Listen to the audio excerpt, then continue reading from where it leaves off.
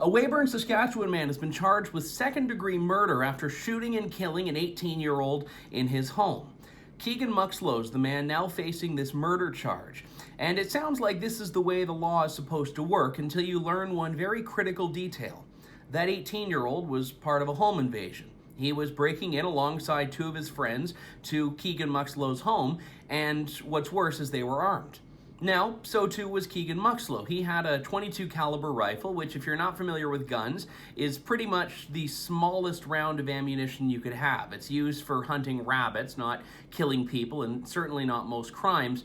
But he had a .22 caliber gun, he used it, shot the 18-year-old dead, and it sounds like there was a bit of a tussle, but ultimately police were called, and Keegan was the one charged with murder. Now, the two surviving alleged home invaders were in fact charged. They were charged with breaking and entering, but this charge pales in comparison to the second-degree murder charge that Keegan Muxlow has. Now he's also facing a charge of unlicensed possession of a weapon and unsafe storage of it. He didn't have a firearms license. Now, understandably, this is tainting people's perception of the case. If he had an illegally owned gun, then surely he should be charged. And I agree, he should be charged for the ownership of the gun if it was in fact illegal.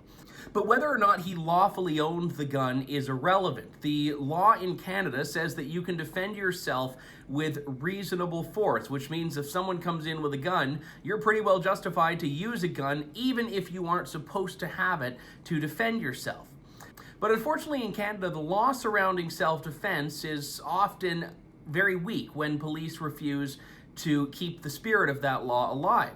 Now, courts have in the past given many passes to people that police charged because they were defending themselves, but not in every case. It's not been exclusive. But more importantly, if you are put on trial in a self-defense case, you're the one that has to mount a defense. And this has cost people tens of thousands of dollars. The most notable example is the man in Port Colborne, Ontario, whose home was firebombed and he shot warning shots, didn't even shoot at the people that were destroying his property and threatening his family. But the need to protect self-defense has never been more alive because you have law enforcement agencies in Canada that are not recognizing what isn't just a right in Canada, but a fundamental common law right, something that really is as intuitive as it is lawful to protect and defend yourself. Now, I don't know the details of this Weyburn, Saskatchewan case. I don't know what the nature of the invasion were. We know that most home invasions typically are targeted, but we do know here that a man had his home broken into and the people who were breaking in had a gun, and he had a gun and he shot back. That is not murder. For the True North Initiative, I'm Andrew Lawton.